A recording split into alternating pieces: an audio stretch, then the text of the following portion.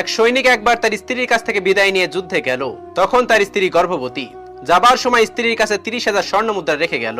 এরপর বহু বছর কেটে যায়, যোদ্ধার ফেরার নাম নেই। অবশেষে দীর্ঘ 29 বছর পর সে বাড়ি ফিরে আসে। ঘোড়া থেকে নেমে সৈনিক ঘরের দরজায় আঘাত করলো। এক টকবগে যুবক বেরিয়ে আসে। যুবক আগন্তুকের হাতে বর্ষা দেখে বলল, হে আল্লাহর দুশমন, তুমি আমার বাড়িতে হামলা করতে এসেছো? লোকটি একথা শুনে তাজ্জব বনে গেল।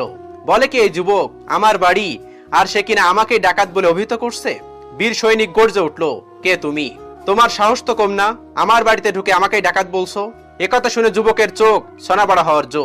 এই অচেনা অজানা বুড়ো উড়ে এসে জুড়ে বসার মতো কথা বলছে দেখছি। এভাবে কথা কাটাকাটির এক পর্যায়ে একজন আরেকজনের উপর ঝাঁপিয়ে পড়লো। বেঁধে গেল তুমুল লড়াই। কেউ কাউকে ছাড়ার পাত্র নয়।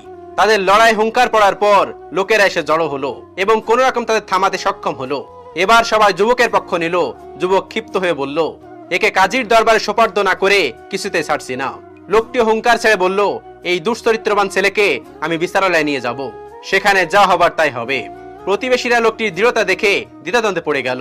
তারা বলল, ভাই আপনি বোধহয় বাড়ি চিনতে ভুল করছেন। এই বাড়ি ওদেরই, আর বহুদিন ধরে এরা এখানেই আছে।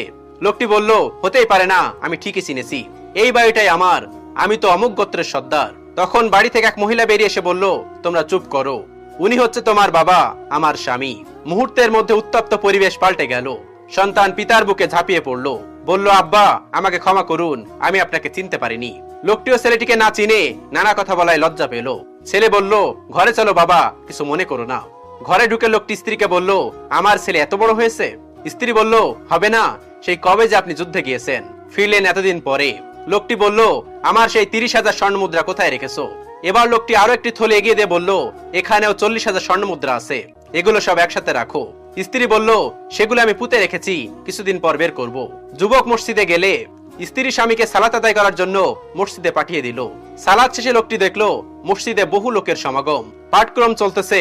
কাছে গিয়ে দেখলো এক অল্প বয়সী যুবক জড়ো হয়ে উদমুখী দরস দিচ্ছে। আরো বহু গণ্যমান্য আলেম ওলামা একান্ত মনোযোগের সাথে তার দরস শুনছে। লোকটি আশ্চর্য হয়ে একজনকে জিজ্ঞেস করে, কি সৌভাগ্যবান ব্যক্তি?